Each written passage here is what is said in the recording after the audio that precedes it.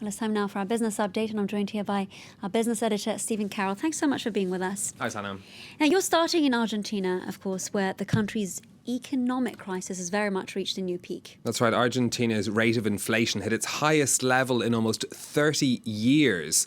Prices have spiralled after the value of the peso crashed and the country fell into deep recession in the past 18 months. The government needs to solve its debt crisis to help bring down inflation, as Solange Moujin now explains. Fruits and vegetables that cost a whole lot more this year than they did last year, not to mention medicine and manufactured goods. The inflation rate in Argentina jumped by almost 54% in 2019. The year before that, it rose 48%. For the past 15 years, inflation has been in the double digits, and most of that time above 20%. For Argentines, it's something they've gotten used to. But poverty has soared. We're used to these ups and downs. This is just one more sway that we have to adapt to. It's bad. You lose purchasing power every time you buy less. The inflation rate in Argentina is one of the fifth worst in the world, second only in Latin America to Venezuela, and it keeps going up. But its levels, though, are far from the record-breaking inflation of 3,000% during the 1989 crisis. But a dangerous cycle continues, analysts say. Sectors adjust their profit margin based on what they believe they earn compared to other sectors and not with respect to their costs. And therefore, there is this constant belief that the state will be an arbitrator in these types of situations. To bring down inflation, Argentina's new president, Alberto Fernandez, needs to renegotiate the country's debts. He set a deadline for the end of March for a deal. A deep recession and failed promises to curb inflation were decisive in knocking former President Mauricio Macri from office in elections last fall. China's vice premier says that any commitment to buy more American goods under their new trade deal will be done according to consumer demand. The Phase 1 deal, signed on Wednesday, sees China agree to buy an additional $200 billion worth of American goods. In return, the US will cut tariffs on some Chinese imports. The 86-page document also includes stricter rules on protecting intellectual property, but doesn't address some of the biggest sources of conflict between the two countries. Well, meanwhile, China's largest utility company, State Grid, is preparing for a sharp fall in economic growth, according to reports. The Financial Times says internal forecasts at the state-owned monopoly show that it's bracing for growth to fall as low as 4% in the next 5 years. It's currently around 6%. China will publish its official growth figures for 2019 tomorrow. Okay, let's take a look at what's happening on the markets for you next. European shares in the red this lunchtime. No great celebration on the markets over the signing of that US-China trade deal. It had, of course, been expected, so not many surprises in there. London, Paris and Frankfurt all down this lunchtime.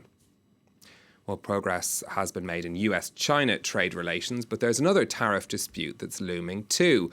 The United States is to decide by the end of this month whether it will increase tariffs on €7.5 billion of European goods, part of a World Trade Organization punishment for unfair subsidies to the plane maker Airbus.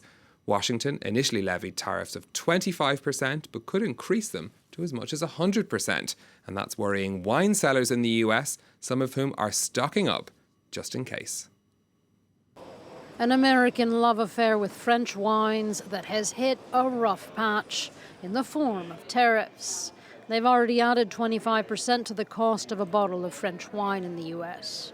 And Donald Trump has threatened to up that tariff to 100%. A possibility that French winemakers aren't the only ones worried about.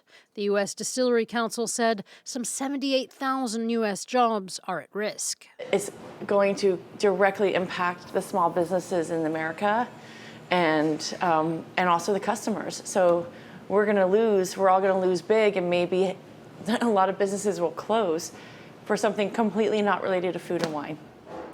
The current tariffs were levied after the World Trade Organization said the U.S. was allowed to slap tariffs on $7.5 billion worth of European products.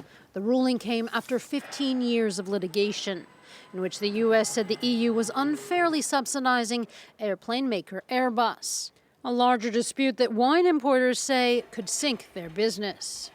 We are frantically air freighting wine from France. 100% tariff will kill our business.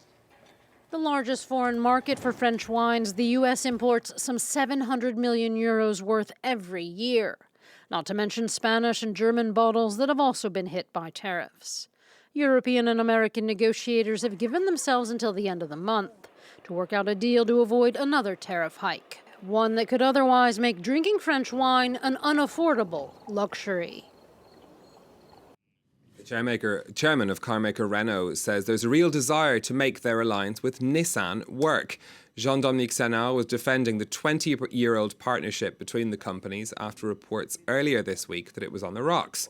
The alliance suffered a major blow when its architect, Carlos Ghosn, was arrested in Japan over a year ago on charges of financial misconduct, charges which he denies. Jean-Dominique Senard also said that there was no urgency in appointing a new CEO for Renault after the departure of Thierry Bolloré from the post.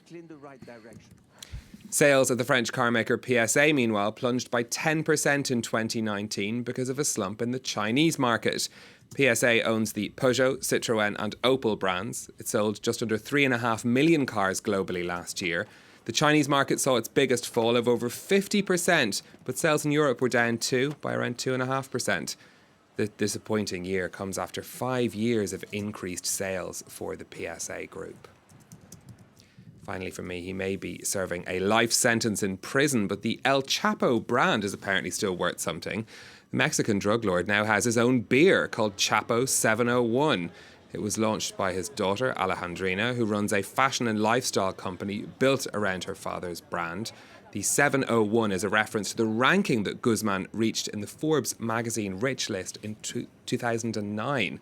Guzman was sentenced in the US last year for charges of trafficking cocaine into the country over a period of 25 years, just proving that some stories cannot damage a brand, Sanam. It appears to be the case. Thank you very much for that update, Stephen Carroll. That's it for us. Do stay tuned.